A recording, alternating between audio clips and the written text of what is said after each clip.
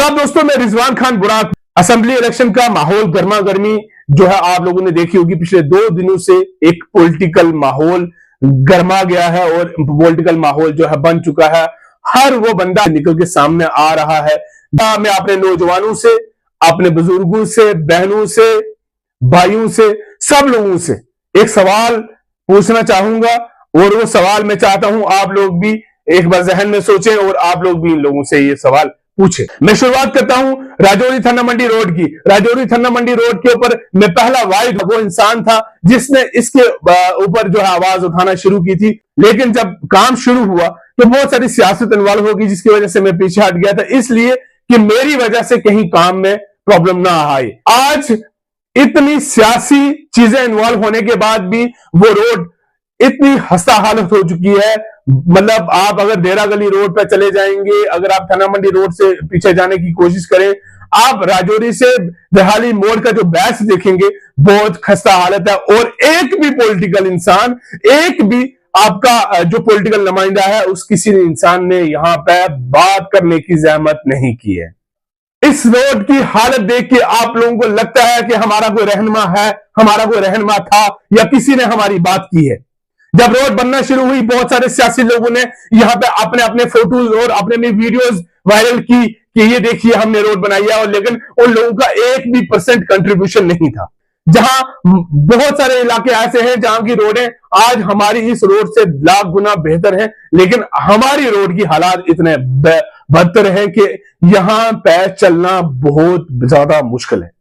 दोस्तों, टूरिज्म के लिहाज से आप लोगों को क्या लगता है कि आज जहां पतली टॉप जम्मू कश्मीर के टॉप 10 टूरिज्म में आ सकता है, तो क्या हमारा थन्ना मंडी नाले का देरा गली स्पॉट किसी से कम है टूरिज्म के मुकाबले में?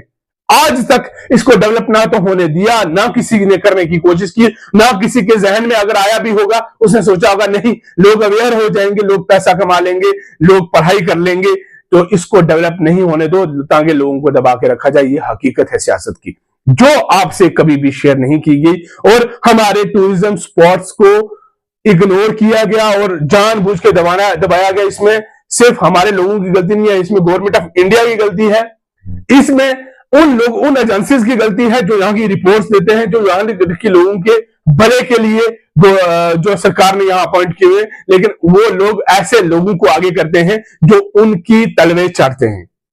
दोस्तों, बाबा गुलाम शाह बादशाह नाम की यूनिवर्सिटी जो है वो शादरा शिफ्ट से उठा के आपने कहीं और बना दी।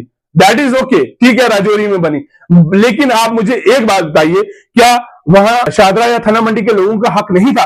क्या वो शादरा और थन्ना मंडी के इलाके में नहीं बन सकती थी? वहां कितनी स्टेट लैंड है, कितनी स्टेट लैंड थी, कितनी सरकारी जमीनें थी, क्या वहां नहीं बन सकता था? लेकिन इसमें भी बहुत बड़ी सियासत इन्वॉल्व हुई और इसको यहां से उठा के ले गए। दैट इज ओके, लेकिन आज तक किसी पॉलिटिकल बंदे ने जहमत की, हिम्मत की कि कहीं हम एक डिपार्टमेंट बाबा गुलाम शाह बादशाह यूनिवर्सिटी का हम थन्ना मंडी में रख लें, शादरा में रख लें, एटलीस्ट चलो वहां के लोगों को थोड़ा सा बूस्टअप मिले, वहां के लोग तालीम की तरफ आ सके, वहां के लोग बिजनेस की तरफ आ सके, वहां के लोगों का टूरिज्म और बिजनेस कभी इंक्रीज हो सके। कभी किसी ने मुझे एक इनिशिएटिव बता दीजिए, कोई थन्ना मंडी या शादरा के लोगों के बारे में किसी ने सोचा? मैं मंजाकोट इलाके में आता हूं, चलो आज रोड बन रही है वहां पे, आज टनल्स भी बनेंगे। जब टनल्स बन जाएंगे, रोड्स बन जाएंगी, क्या मुझे एक कोई बात बताएगा हमने आज तक बीजी गली को टूरिज्म स्पॉट क्यों नहीं बनाया? आज तक क्या हमने क्यों नहीं डेवलप किया? वहां कोई अच्छी पार्क खड़ी की, वहां पर कोई हमने ऐसा काम किया जिससे हमारे वहां का टूरिज्म डेवलप हो सके, जिससे वहां के लोगों की फलाह बहबूदी हो सके? आज टनल निकलेगा, वो पूरा स्पॉट, पूरा इलाका कट जाएगा, इसमें किसी ने ध्यान नहीं दिया। टनल निकले अच्छी बात है, लेकिन वहां के लिए क्या किया हमने बीजी गली के लिए, जिससे बीजी गली को फायदा हो, हमारे लोगों को फायदा हो, नैली के लोगों के तक नीचे फायदा हो सकता था, वहां देरी लोड के लोगों को फायदा हो सकता था, किसी ने नहीं सोचा। सबसे बड़ी बदकिस्मती की बात, हमारे यहां पे एक एक्सप्लोर किया गया एक वाटरफॉल दहाल के अंदर, अब्दुल्ला वाटरफॉल नाम से वो मशहूर हुआ, लेकिन कोई मुझे बताएगा कि वो सिर्फ मशहूर दहाल, थन्ना मंडी और ये राजौरी के इलाके में ही होगा? क्या हमने उसको इसलिए एक्सप्लोर किया? क्या हमने इसकी डेवलपमेंट की? क्या हमने उसको नेशनल मैप पे लाने की कोशिश की? क्या हमने टूरिज्म के बड़े मैप्स पे लाने की कोशिश की? क्या हमने जम्मू कश्मीर के मैप्स पे लाने की कोशिश की?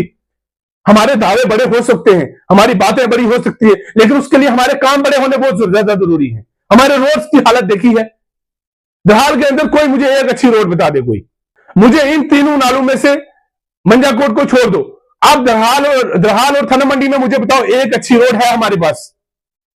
और पिछले कितने सालों से हम लोग स्ट्रगल कर रहे हैं, इस चीज का अंदाजा है किसी को?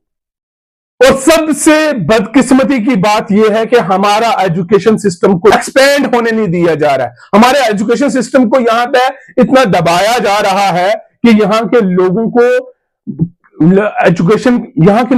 एजुकेशन के लिहाज से जो है डिप्राइव किया जा रहा है, महरूम किया जा रहा है। मेरा यह सवाल थाना मंडी, दरहाल और मंजाकोट के लोगों से है, यूथ से है। मेरा यह सवाल नौजवानों से है कि एक बार सोचा कभी हम कब तक उन करप्ट लोगों के पीछे पीछे घूमते रहेंगे, उन लोगों के पीछे पीछे घूमते रहेंगे जिन्होंने इससे पहले समाज का कब भला किया और अब करेंगे? हम कौन सी जमातों की बात करते हैं? हम पॉलिटिकल कौन सी सियासी जमात की बात करते हैं? हम उन जमातों की बातें कर रहे हैं जिन जमातों ने कभी कुछ नहीं किसी को दिया।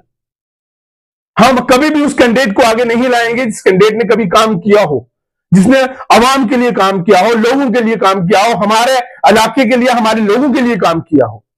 हमारे नौजवानों को, हमारे लोगों को सिर्फ और सिर्फ कास्ट के नाम पे, कौम के नाम पे लोगों को बेवकूफ बनाया गया, वोट लिए गए और यूज किया गया आज तक। और हमारे लोग यूज होते हैं सिर्फ कौम और वोट, कौम के नाम पे, जुबान के नाम पे।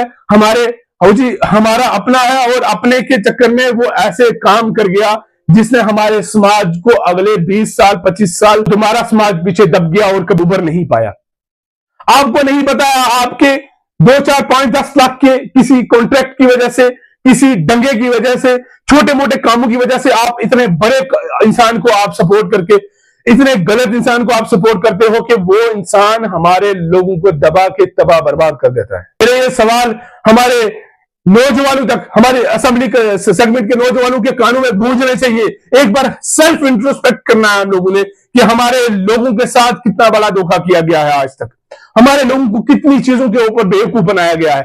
और इन लोगों की नालायकी की वजह से हमारे ये जो रीजन है, ये तहसील हैं, जो ये कभी भी डेवलप नहीं हो पाई और हम लोग बहुत ज्यादा पिछड़े हुए हैं। थाना मंडी, दरहाल और मंजाकोट के जो लोग अपने आप को डेवलप्ड समझते हैं ना, एक बार झांक के देखना, हम लोग एक मोस्ट रूरल एरिया में रहते हैं और हम लोग किसी भी मेट्रो सिटी के इंसान के साथ बैठ के कंपीट करने लायक नहीं है। ये हमें एक्सेप्ट करना पड़ेगा और ये सच है। और इसके रिस्पॉन्सिबल वो लोग हैं, वो रिप्रेजेंटेटिव्स हैं जिन्होंने सिर्फ अपने खानदानों को, अपने लोगों को आगे बढ़ाया और बाकी पूरी कौम का बेड़ा गर्क किया है। यह बात समझने की जरूरत है। मैं नेक्स्ट वीडियो में दोबारा से आप लोगों के सामने आने की कोशिश करूंगा। ग्राउंड लेवल पे भी इस टाइम पे लोगों को अवेयर करने की जरूरत है and this is an initiative. मैं अपने हमारे यहाँ इलाके के हर नौजवान को कहूंगा, be a part of the election, be a part of the politics. आप चीजों को समझो, आप चीजों को बदलने की कोशिश करो। यही वक्त है, ये दोबारा नहीं मिलेगा। आने वाले 5 साल में जो इलेक्ट होगा वही आपके इलाके की तकदीर बन जाएगा। इसलिए मेरी रिक्वेस्ट है कि प्लीज इसके ऊपर सोचिएगा, विचार कीजिएगा और इस इलेक्शन में अपनी कंट्रीब्यूशन जरूर कीजिएगा। बहुत बहुत शुक्रिया। हम सब इस समाज का हिस्सा हैं, आप इस समाज का हिस्सा हो और हम डिसाइड करेंगे अगले 5 साल में हमें हमारे इलाके के लोगों की बात करने वाला कौन सा इंसान चाहिए। बहुत बहुत शुक्रिया। अल्लाह हाफिज।